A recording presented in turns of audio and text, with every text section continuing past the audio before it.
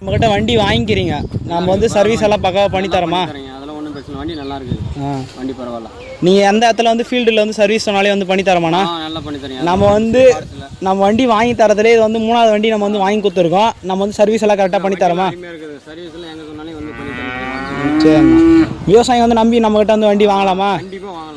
ஒரு விவசாயி வந்து ஒரு பவர் வீடர் வந்து வண்டி வாங்கினாக்கா எவ்வளோ யூஸ்ஃபுல்லாக இருக்குது? எவ்வளோ யூஸ்ஃபுல்லான இந்த கூலி ஆள் வச்சோம்னா கிட்டத்தட்ட ஒரு 6-7 ரூபாய்க்கு செலவாகுது ஒரு காலனிக்கு.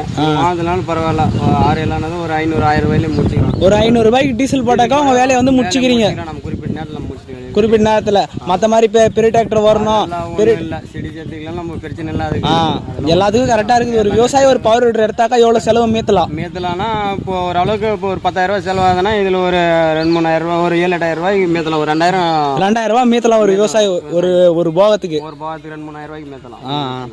சரிண்ணா, விவசாயம்லாம் நம்பி எடுக்கலாம் பவர் வீடர். ஒன்றும் பிரச்சனை இல்லை, நம்பி எடுக்கலாம். சரி.